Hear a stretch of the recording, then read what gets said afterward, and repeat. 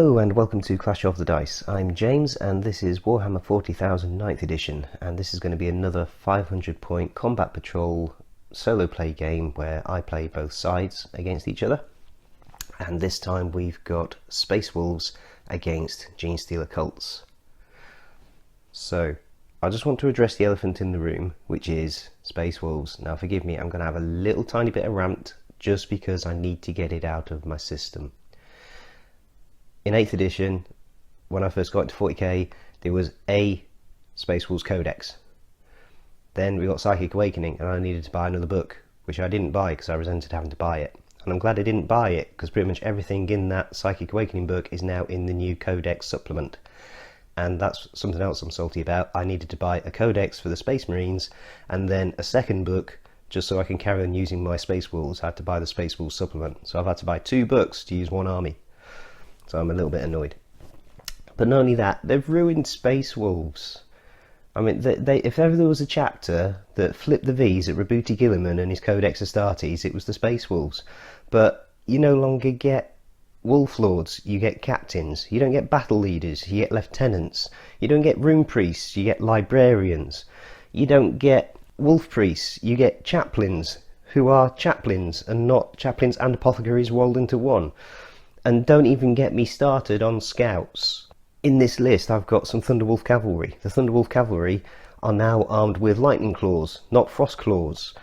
And they're not as good as Frost Claws. The only thing in this list that's got Frost Claws is this guy, and that's because I've had to give him a relic to make them Frost Claws instead of Lightning Claws. So they've taken so much of the flavour away from Space Wolves. In case you can't tell, that's upset me a teeny weeny bit. Anyway. I think that's the rant over and I've got that out of my system, so apologies, let's crack on. This is 499 points of Space Wolves, and they are being led by a captain with a jump pack. He's a Wolf Lord. Sorry, he's a Wolf Lord. He's not a captain, he's a Wolf Lord. Right, they're being led by a Wolf Lord with a jump pack. So this guy, I like to call him the Pouncing Wolf. So he's armed with a pair of Lightning Claws that have been upgraded with a relic to make them Frost Claws. So that's a Space Wolves specific thing from the supplement, and it turns a regular melee weapon into a frost weapon. So that adds +1 strength and +1 damage to the weapon. So he's got a pair of them, so he gets an extra attack for each one when he fights in melee. So he gets 2 extra attacks for having a pair of Frost Claws. He's also got a bolt pistol, because all captains come with a bolt pistol at standard, frag grenades and crack grenades. His warlord trait is Hunter, so that adds 1 to his advance and charge rolls, and he's eligible to make a charge in the same turn in which he advanced or fell back. So proper pouncy for a wolf. And the saga that goes along with that, because when you take a Space Wolves character and you give him a warlord trait, he gets a saga to go along with it. And basically that means he's given a mission that he has to complete, and if he completes it, he then has an aura ability that affects other Space Wolves units. And for this particular chap, his saga is Saga of the Hunter, and in order to complete that, he needs to successfully charge an enemy unit. If he successfully charges an enemy unit, then he receives the Saga of the Hunter aura ability, which means all Space Wolves core units within 6 inches of the model are eligible to declare a charge in a turn in which they advanced. And also, they are eligible to declare a charge in a turn in which they fell back. So, yeah, makes them a bit more wolf-like in my opinion. Yeah, I think that's the best one for a Space Wolf. It's the most fitting one for a Space Wolf. So that's his Warlord trait with his Saga and his Relic. This is a patrol, so we've got to take a troop's choice, and the troop's choice I've taken Grey Hunters. The Grey Hunters are accompanied by a Wolf Guard pack leader, so at least we can still have a Wolf Guard. There is a plasma gun in there, but other than that, everybody's got bolt guns. Everybody has got chain swords, Astartes chain swords, except for the Wolf Guard pack leader, he's got a power fist.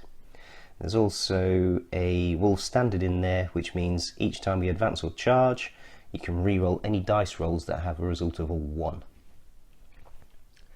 They're going to be riding around in a Rhino, which is just a standard Rhino. I do like that Rhino because it can transform into a Predator. I magnetised all the panels on it, so you can simply take it apart and rebuild it as a Predator. But today it's a Rhino. And then finally, it wouldn't be Space Wolves without some Thunderwolf cavalry. And they are armed with lightning claws, not frost claws, and storm shields. However, they do like one ability they now get, which is Swift Hunters, so they can also declare a charge in a turn in which they advanced. So yeah, that should have been something they should have had all along, in my opinion. In addition, they can pile in an extra inch when they pile in or consolidate. So yeah, that's my 499 points of Space Wolves. And now we'll move over to the Genestealer cults, and I'm a little less salty about them because this is me popping my Genestealer cults cherry. I've never used them in 40k before, so this could be interesting. I am actually really fond of this army, mainly because almost every model, the only thing that does not fall into this next category are these 5 guys, but everything else is an eBay rescue. Ordinarily I just buy brand new models, but for this army I wanted to go see how much of it I could get as an eBay rescue and renovate them. But yeah, I couldn't find any of these guys who are Acolyte hybrids in the load up that I wanted, so I did have to buy a box of them from scratch. But all of the other models, they are as they come naturally. So starting at the top, they are being led by an Abominant. So yeah, this was an eBay rescue, came on this funky base, I really like it. So yeah, he is an Abominant. I should say that their cult creed is the Rusted Claw. And if you watch Mordian Glory, he actually reckons this is one of the worst ones, but I quite like it. I don't know why, but I just do. And essentially the Rusted Claw, if they're making saving throws, except invulnerable saving throws, you add 1 to the result of your saving throw if the weapon being used to make the attack has got an armor penetration characteristic of 0 or -1. So it makes them a little bit more resilient. They also get some buffs to bikers, but I don't have any bikers. This is pretty much my entire Genestealer cults army. I've got a few more pure strain Genestealers, but other than that, that is my entire Genestealer cults army at the minute. But getting back to the Abominant. So he's obviously a standard Abominant, you can't really modify them much in any way. But his Warlord trait is Biomorph Adaptation, which gives him +1 attack and +1 strength. And his relic is the Scourge of Distant Stars. So you get to add 1 to his hit rolls for attacks made with melee weapons, which is going to be handy because that big sledgehammer he's got, that's -1 to hit when he fights. So yeah, it effectively makes his sledgehammer free to use when he swings it. In addition, each time an enemy model targets him with a melee weapon, the enemy model rolls an unmodified hit rolls of 1, the attacker suffers a mortal wound after all its attacks have been resolved. So that's the Abominant, he's the Warlord. Next to him for another HQ choice we've got an Acolyte Icon Ward, and I've spent a command point to give him another relic, which is the Icon of the Cult Ascendant, and that is +1 to the strength characteristic of friendly infantry and bikers while they are within 6 inches of him. Other than that, he's just a standard Acolyte Icon Ward. The Acolyte Hybrids, they're all equipped with hand flamers and cultist knives, except for the leader, the Acolyte leader, he's got a bone sword. And I had to do a little bit of conversion work on this guy because he's carrying a cult icon, which allows him to re-roll hit rolls of 1 in the fight phase. But yeah, you can't. He's allowed to have that and his hand flamer and his cultist knife and his rending claws. But I had to do a bit of modification so that, because they typically only have 3 arms, but in order to carry all that lot he needs 4 arms, so I had to stick another arm on him. Oops. And then finally, no, not finally, then we've got a Kellamorph, a Gunslinger, again standard as he comes. each time you select a target for a ranged attack made by this model, you can ignore the Lookout Sir rule, so he can target characters. Bit of a sniper with his short range 12-inch pistols. In addition, each time the model hits an enemy with a pistol weapon, it can immediately make an additional hit roll against the target using the same weapon. And he hits on 2s. So he's only got, no, I tell you, he's got 3 pistols, 2 shots each. So he's firing 6 times and he's hitting on 2s. And if he makes a hit, he can make an additional hit on the 2-up. So yeah, he can kick out a fair amount of firepower. But obviously he's a Genestealer cult, so he's only toughness 3 with a 5-up save. Although he does get a 5-up invulnerable save. But yeah, we'll see how he goes. It's going to be interesting. But then finally, we've got the pure strain Genestealers, and that's one big blob of 10. And some of these are really old school. I mean, look, that's like from when I first discovered Warhammer back in the early 90s, mid-90s. Proper old school Genestealers, whereas these ones are a bit more modern. I think these are some of the latest versions. So 5 of each in one big mob, and they are obviously Genestealers. But in Genestealer cult armies, the Genestealers cannot benefit from the cult creed, so they don't get the +1 to the save rolls if they get shot by bolters. But yeah, those are the armies. Let's go and look at the mission. So for the objectives and the scenario, we're again using open war cards, but with no twists, because like I say, I will forget them. So we're just using an objective and a deployment card. Now ordinarily I choose the mission and then randomly draw a deployment map, but I've done this slightly differently because I've got a narrative in mind for how this one plays out. So we're on an industrial area, and the scenario revolves around the fact we've got a Space Wolves patrol. They're running low on fuel, and they see this production facility up ahead and think we might be able to get some Promethium to power the Rhino from that. And but yeah, there's something a little bit off. As they see in the distance the workers, there's something a bit off about their stance, about their gait, the way they walk, that sort of thing. And their suspicions heighten even more as they get closer. Everybody slinks away into the shadows. So yeah, that's why I decided to go for search and secure. Keep knocking this pipe. Search and secure, and this particular deployment map. So the Space Wolves are going to be coming in from player B's deployment area at the bottom, and the Genestealer cults are going to be in the red areas. And with search and secure, you get 6 objective markers numbered 1 through to 6. So there's objective 1. Here's objective 6. And yeah, they're fairly evenly spaced. They have to be 6 inches away from the edge, 12 inches away from each other. And at the end of your turn, you score 1 victory point for each objective marker you hold. And then after the first battle round, at the start of the next battle round, you roll a die, and you remove the objective marker that corresponds to the number rolled. So over the course of the game, there's going to be fewer objective markers that you can hold. And I quite like that. So yeah, that is the mission, that is the scenario. Like I say, no twists, so let's move straight on to deployment. Okay, so we're set up.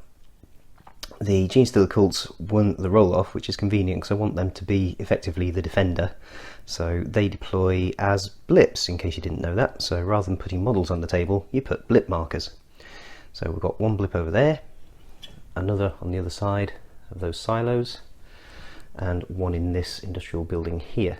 And I've put the Abominant and the Icon Ward underground, so effectively deep striking later in the game. For the Space Wolves, the Rhino has advanced up the centre of the board, and over here we've got, well I say advanced, it's deployed there, effectively advancing up, but not advancing in game terms. Over here we've got the Grey Hunters near objective 3, and over on the left flank we've got the Cavalry and the Wolf Lord. So all that remains now is to roll off to see who gets choice of first turn. So we've got 2 dice. This one is obviously going to be the Space Wolves. This one is going to be the Genestealer cults. That's a 4 for the Space Wolves, a 1 for the Genestealer cults. And I think the Space Wolves want to go first. Get on some objectives. Right, let's go on to turn 1. The end of the Space Wolves movement phase, and the Grey Hunters have shifted slightly so that they're on objective 3. The Rhino has moved forwards. It could have stayed on objective 1, but I think it makes sense to push forwards and get onto that objective, and thereby minimise the objectives that the Genestealer cult can potentially get in the first turn. And it gives him a bit of a clearer view as well around the battlefield with his Stormbolter. And then over here, the Cavalry and the Wolflord have moved forwards onto objective 6, and at the end of the movement phase, the end of the first movement phase, that's when the blips get revealed. In the building, we've got the Pure Strain Genestealers. Now, when I was setting them up, I originally envisaged putting them over here, where I've actually set up the Acolytes.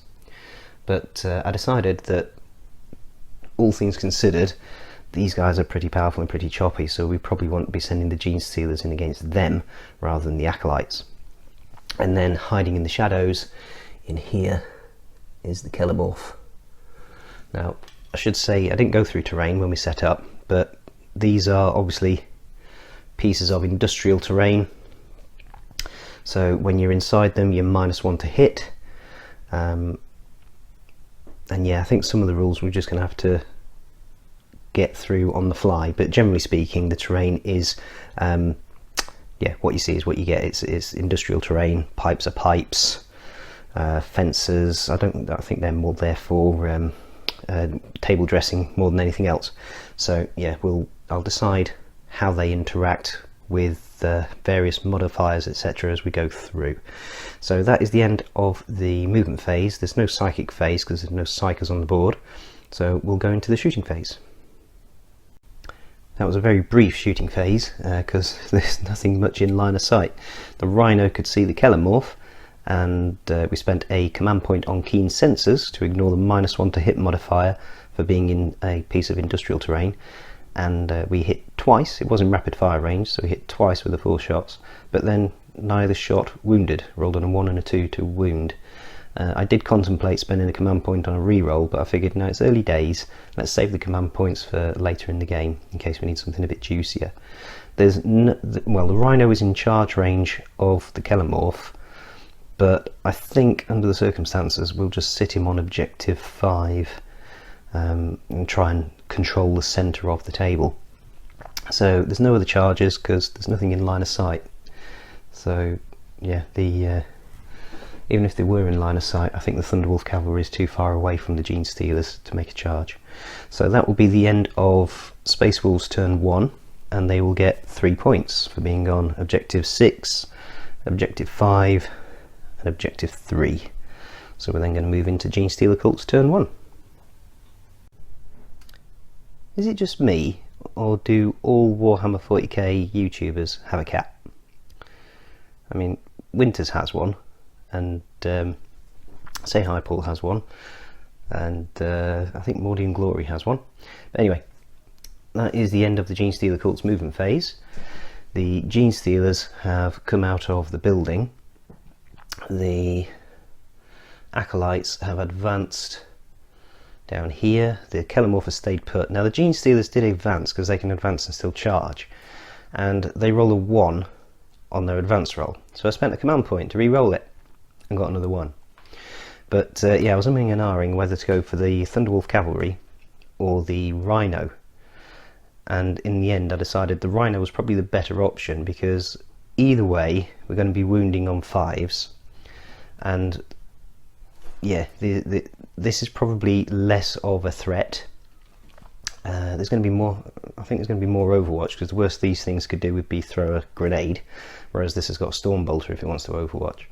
But yeah, if we can get rid of that, we've then got, again, control of the centre, and as long as we complete the charge, then yeah, we should contest that objective. We won't be holding it, but we will at least be contesting it. I did think about just keeping them on that objective so that we will at least be scoring 2 points at the end of the turn, but yeah, I think we need to be quite aggressive and hopefully make up for points later in the game. So on to the charge phase. Genestealers are going to charge the Rhino. So before we did the charge, I remembered the Kellemorph He shot it on the Rhino, and it's a pistol, so it didn't do anything.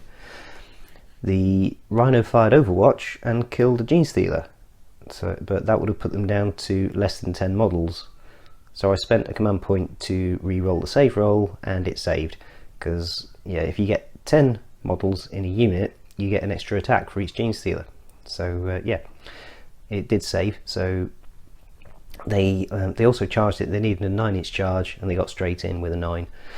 And yeah, long story short, we stripped 5 wounds off the Rhino. I suppose it was a bit much, hoping it would completely kill it, but yeah, 5 wounds is not to be sneezed at. So that would be... oh, hang on, the Rhino needs to fight back. Should really do that, shouldn't I? Right, it hit back with D3 attacks, which ended up being 2 attacks, did 1 hit, which didn't wound. So yeah, apologies for that slight interruption that was kind of needless in the end. Moving on to the end of the turn, the Genestealer cults get 1 point for being on that objective. And if you can hear the wind blowing in the background, I do apologise, but it's a particularly windy March afternoon. Yeah, March winds and all that. Anyway, end of the round, the Space Wolves are on 3 points and the Genestealer cults are on 1 point. So moving into Space Wolves turn 2.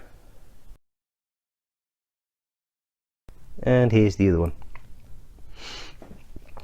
Yeah, we're in a social bubble with my mother-in-law, and Nicola has taken the kids over to see her because yeah, it's a Sunday afternoon, so the cats are feeling a bit lonely. So I don't normally get this much attention from them. Anyway, back to the game.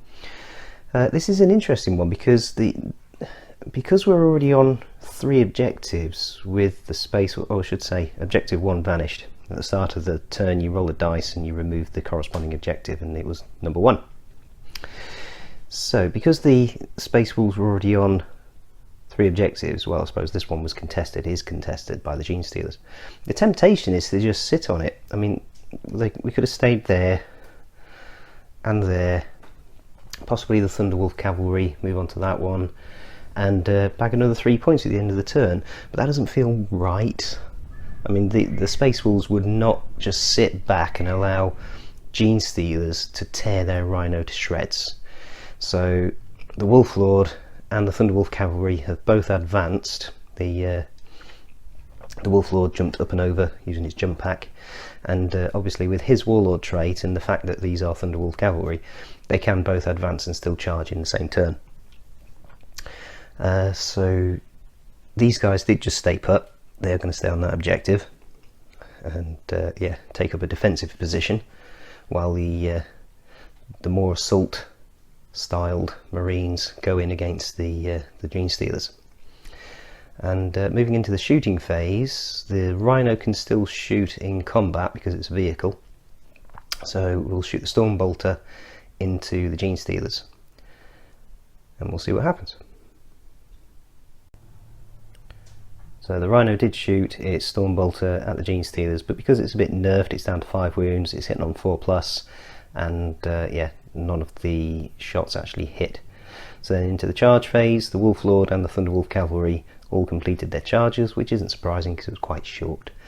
So we'll go into the fight phase. And the Genestealers don't have enough command points at the minute to interrupt. You will notice a distinct lack of Genestealers. That's because the Wolf Lord took out 5 of them by himself, and then the Thunderwolf Cavalry finished off the others. That's a pretty powerful combination. I mean, those lightning claws / frost claws, they are Space Wolves, so they hit on 3s, but when they charge they hit on 2s, and of course the Wolf Lord / Captain allows them to reroll 1s, and because they're armed with lightning claws / frost claws, they can reroll to wound. So yeah, those Genestealers didn't stand much of a chance. So yeah, the Wolf Lord then consolidated forwards just onto that objective, and also to put a Rhino between himself and a gun-toting assassin. So that will be the end of Space Wolves turn 2. So we are on 2 objectives, so we'll get 2 points. Should also mention that because he did complete a charge, he has completed his saga. So now any core units within 6 inches of him will also be able to charge in a turn in which they advanced. But these guys can do that anyway, and I don't think the Rhino's going anywhere fast. Right, moving on to Genestealer Cult's turn 2. End of the Genestealer Cult's movement phase, and these Acolytes are continuing to sneak down here. I've double checked the charge rules, and you don't need line of sight to charge a unit, so they would need a 10 each charge when they do charge, and obviously because there's no line of sight, they wouldn't suffer any overwatch, or wouldn't be able to be targeted by overwatch. Kelemorph has stayed still in his little hidey hole, and in this building the Abominant and the Icon Ward have come in from underground, and I put them there because they are within 3 inches of that objective, and if for whatever reason they fail their charge, it would still be a 9-inch charge because they are 9 inches away from those Thunderwolf cavalry. They are at least still behind a wall, so can't be targeted by any shooting. It's a bit sneaky, but that's what Genestealers are all about, isn't it? Genestealer cults, being sneaky. So, the shooting phase, the Kelemorph is going to try and plink a few more wounds off the Rhino. So we'll see how that pans out. And I've got 2 command points, and I kind of want to use them on the hidden explosives stratagem on these guys. But part of me is thinking I should maybe save it for a reroll of a charge. It's a tricky one. So that was quite a disappointing shooting phase. In the end I did plunk to spend the 2 command points on concealed explosives, and yeah, that was a waste of 2 command points because you spend 2 command points and then you need a 4+, and I rolled a 2. So yeah, no concealed explosives being detonated there. The Kelemorph again tried to shoot at the Rhino with his pea shooters, and everything just bounced off the armour. And move on to the charge phase. These guys rolled a 6 and they needed a 10, and no command points left to re-roll it. And the Abominant tried to charge and got a 7. So yeah, the Acolyte Icon Ward didn't even then try. He decided he needs to stay and act as bodyguard to the Abominant. So that is the end of Genestealer Cult's turn 2, and they will at least get 2 points because they're on that objective and that objective for 2 victory points. So at the end of turn 2, the score is 5 points to the Space Wolves and 3 points to the Genestealer Cults. Right, I was getting a bit carried away with the Space Wolves turn, so I thought I'd better let you know what's going on. At the start of the turn, objective 5, which is the one that was here, is the one that got removed. So obviously whatever it was, maybe some fuel cells of Promethium, have been loaded into the Rhino. And then in the movement phase, the Rhino sat still, and the Wolf Lord has jumped over here with an advance. The Thunderwolf Cavalry, I did think about moving them onto that objective to contest it, but then that's a really easy charge in the next turn for the Abominant and the Icon Ward, because they are infantry, so they can breach through the wall, and I'm pretty sure cavalry can't. So the cavalry have just simply fallen back onto objective 6. Over here, the Grey Hunters, scenting the approaching acolytes with their highly tuned Fenrisian sensors, have taken up defensive positions in this industrial structure in the event that they get charged, but they are holding that objective. I should also say that at the start of the turn we switched to the assault doctrine out of the tactical doctrine, and it's the only time doctrines have come up so far. In the first turn obviously is the Devastator doctrine, but we haven't got any heavy weapons. And then in the second turn you're in the tactical doctrine, and yeah, the only shots that were fired were from the Stormbolter, which missed. So now we're in the assault doctrine. Turn 3 we switched to the assault doctrine because that's what Space Wolves like. And in the shooting phase, the Rhino fired at the Kelemorph, again using the keen sensor stratagem for 1 command point, and did plink a wound off it. Now in there, because he is obviously it's Kelemorph, he's got a 5-up save, he's in cover, so he gets +1 to that, and the weapon attacking him was AP0, so he gets an extra 1 to that. So he's actually got a 3-up save tucked in there, but he did still suffer 1 wound. And then we've just done the charge phase, and the Wolf Lord has charged in, and that's where we're up to now. So we're about to do the fight phase. What I forgot to say was the Genestealer cults are out of command points, so there's going to be no Overwatch, and consequently that Kellamorph got sliced and diced by those frost claws of the Wolf Lord. And that will be the end of the turn. So at the end of that turn, the Space Wolves are going to get an extra 1, 2, 3 points, putting them on 8 to the Genestealer cults 3, as going to Genestealer cults turn 3. In the Genestealer cults movement phase, the Abominant and the Icon Ward have moved towards this doorway, obviously with the intention of charging Thunderwolf Cavalry. Now that could be suicide, I'm not sure, but yeah, we'll find out. And over here, these Grey Hunters are looking in the wrong direction because the Acolytes have climbed up onto this gantry, and they now have 2 Hand Flamers in range of and line of sight of the Grey Hunters. So we're going to move on to the shooting phase. Okay, I probably shouldn't have got too excited because we got 10 auto hits with the Hand Flamers on the Grey Hunters. Only 3 of them wounded, and they get a 2-up save because they're in defensible terrain. So they get +1 to their cover save against ranged weapons. So yeah, long story short, they're okay. They maybe got a bit of dangling fur tassel singed, but yeah, they're fine. However, over here, the Icon Ward with his auto pistol, he managed to plink a wound off one of the Thunderwolves. Right, so going into the charge phase. Slightly more successful charge phase. So these guys rolled a snake eyes for their charge, but I had a command point, re-rolled it, and they got a 10. So they managed to charge in, the entire squad. The Grey Hunters did fire Overwatch and did no damage. Over here,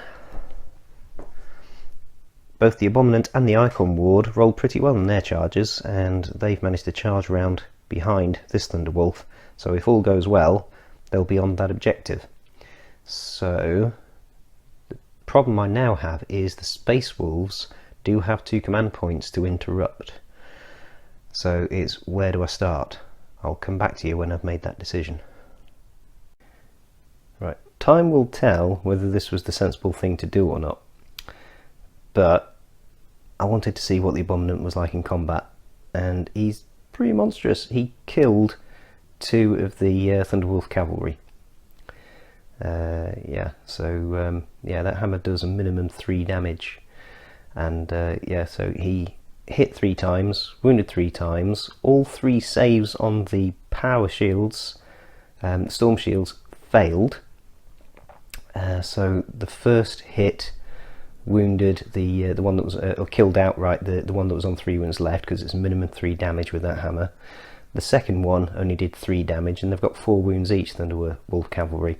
So yeah, the other 2 hits just simply killed off a second Thunderwolf Cavalry. So there's 1 left on full health, the pack leader. So the Space Wolves can now spend 2 command points to interrupt, and obviously the sensible one to do is over here with the Grey Hunters. Now I did agonise for a while whether to fight these ones first instead of the Abominant, but yeah, in the end these guys probably are now going to get sliced and diced and pulverised, but I figured I'd rather they died than my Abominant. So yeah, well, like I say, time will tell if that was the sensible thing to do, but I did suspect that these guys would not polish these the Grey Hunters off, whereas I had a sneaky feeling that over here we could at least end up with a result similar to what we've got, so I would be holding this objective, whereas over here we probably wouldn't be. Right, so we'll do 2 command points to interrupt from the Space Wolves and see how they get on against the Acolytes. So you'll notice a distinct lack of Acolytes. After piling in, there was 1 Space Wolf that couldn't get all of his attacks in. But that didn't really matter. The remaining Astartes chainswords sliced and diced the Acolytes to the point where the Wolf Guard pack leader with his power fist, didn't even get a look in. And just out of curiosity, I did roll the dice to see what would have happened if they had gone first. They would have killed one Space Marine, just one, the Acolytes. So yeah, that's that done. Let's carry on with the combat over on the other side, where the Icon Ward is going to take on the last Thunderwolf Cavalry.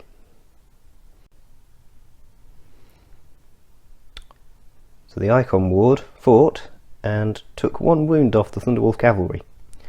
And then the Thunderwolf fought back against the Abominant and rolled a 1 for one of its attacks. So did a mortal wound to itself. So it's on 2 wounds left. He got 2 wounds through on the Abominant, but by virtue of its bestial vigour, try saying that with a cold. By virtue of its bestial vigour, it managed to save one of them.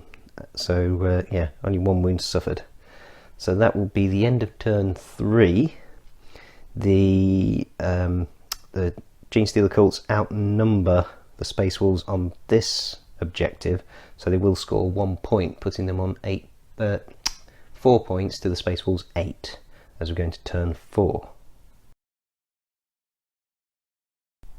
So at the start of the turn we rolled to see which objective gets removed, and it was objective 6. So yeah, my Genestealer cults can't catch a break. So whatever was there, obviously the Thunderwolf Cavalry picked it up and scarpered back over here towards objective 4. The Rhino has trundled forward a little bit and is now in rapid fire range with its Storm Bolter. So that said, we're going to the shooting phase. Should obviously have said that the Grey Wolves stayed on this objective and the Wolf Lord stayed on that objective. The Rhino fired in on the Acolyte Icon Ward and took a wound off. And I think that is going to be the end of the turn, because there's not going to be any charging. The Rhino is not going to charge these guys, it's not that stupid. And the Thunderwolf fell back, so can't charge. And obviously the other Space Wolves are all the way over there. So that will be the end of Space Wolves turn 4, and they will get 1, 2, 3 points to add to their current 8, putting them on 11 to the Genestealer cults 4. So I think mathematically it's going to be impossible for the Genestealer cults to win, but we'll go into Genestealer cults turn 4 anyway, because there might be a chance for some moral victory. I'd quite like to see if the Abominant can tear open a Rhino. So at the start of the turn, the Abominant regenerated a wound, so it's back up to full health, and he and the Icon Ward are making a beeline for the Rhino.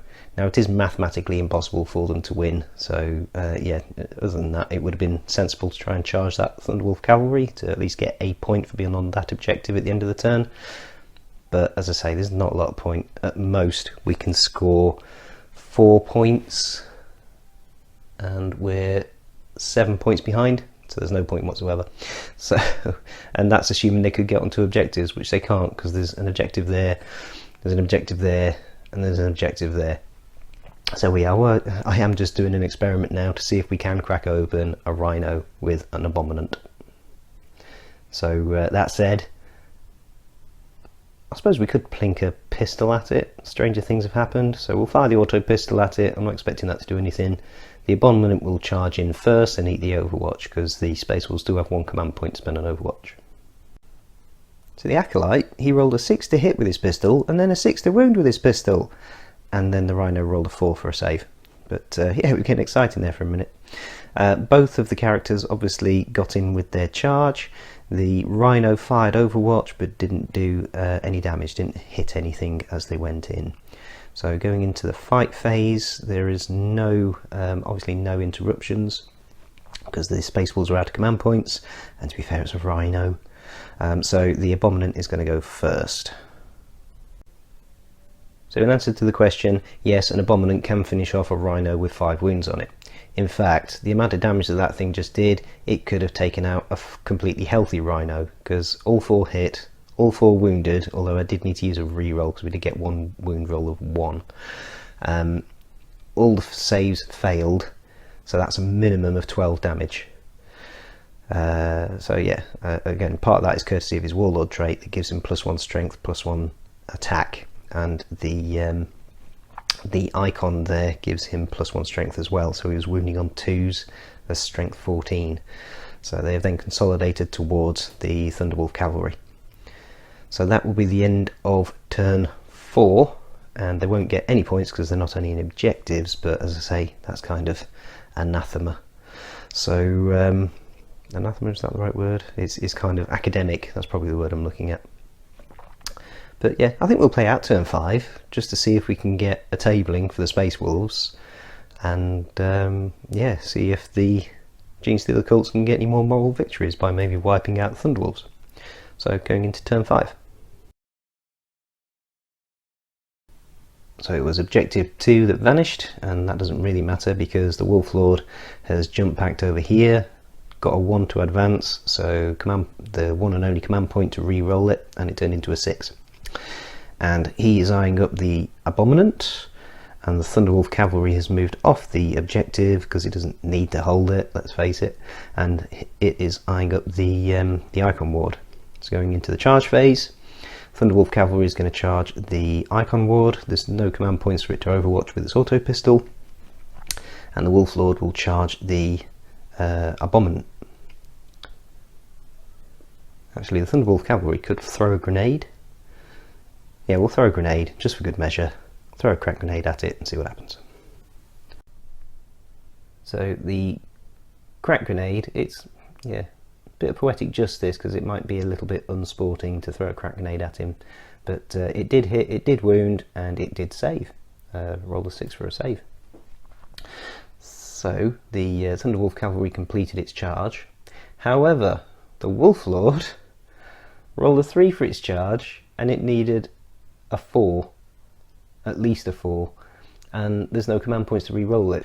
Just going to pause the video there because I've noticed watching the footage back in the edit that yeah, some of you might be screaming at the screen that the Wolf Lord would have made his charge, because I completely forgot, as part of his Warlord trait, not only can he advance and charge, but he also adds 1 to advance and adds 1 to charge, so that 3-inch charge should have been successful because he should be an inch further forward anyway by adding 1 to his advance, and then that should have been a 4 in total, so he would have made the charge.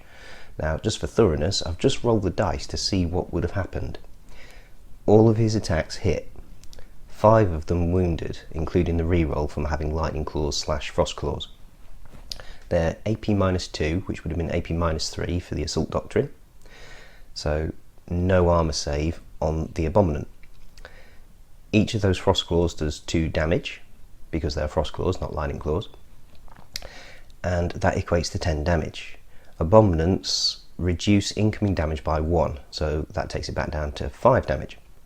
And then Abominants also get a 5 up ignore wounds, and it ignored 3 of them, so it would have only have taken 2 damage, so it would have survived the Wolf Lord's attacks. So apologies for all that, but that is the fix. Doesn't really change the outcome of the game. So the Wolf Lord has not made it into combat, so we can now make a heroic intervention with the Abominant going into the Thunderwolf cavalry. So the Thunderwolf cavalry, obviously, even though the Abominant was in engagement range, it wasn't declared as a target of the charge by the Thunderwolf cavalry, so the only target the Thunderwolf cavalry could fight was the Icon Ward, and it did indeed cut down the Icon Ward. Needed some rerolls to do it though, including rerolls of hit rolls of 1 from the Wolf Lord there, but yes, it did take it down. Then the Abominant struck it and completely obliterated it, and has now consolidated towards the Wolf Lord. And that will be the end of Space Wolves turn 5, moving into Genestealer Cults turn 5, and we'll now see what the Abominant can do against the Wolf Lord. So nice and simple, the Abominant has moved forward, already charged. There are no command points for the Space Wolves for the Wolf Lord to overwatch, so straight into the fight phase, and we do have 1 command point for any rerolls if we need them. With a reroll, 3 out of 4 attacks hit the Wolf Lord. All of them wounded, and then 2 of the 4 up and vulnerable saves failed, so that's a flat 6 damage to the Wolf Lord. So the Wolf Lord gets smushed, and that will be the end of the game. So the Genestealer cults, their abominant roars of victory cry, and then what the Grey Hunters do after that, who knows? Maybe they would move out and try and track down the abominant and try and cleanse the rest of this site of the Genestealer cult taint. But all in all, I quite enjoyed that. That was a really good game. Yeah, obviously I need to improve on my Genestealer cult tactics, thinking about what units I put in reserve, and yeah, positioning and things like that. But yeah, for the first time I used them, I was really impressed with this guy. Very impressed with that guy. And yeah, all in all, I enjoyed the scenario as well. It does encourage you to keep moving. So whilst you could just take up positions and yeah, hope that you can then gun your opponent off objectives, I've tried to again set up the terrain in such a way that you can't really do that. You would have to move if your objective did vanish, and there were some occasions where the objectives did vanish that forced you to move on to others. So all in all, really good scenario, and I hope you enjoyed that one. I really enjoyed playing it. So once again, thank you for watching. Please continue to like, comment and subscribe. If you've got any tips for me playing Genestealer cults, please leave them in the comments below. And until next time, God bless.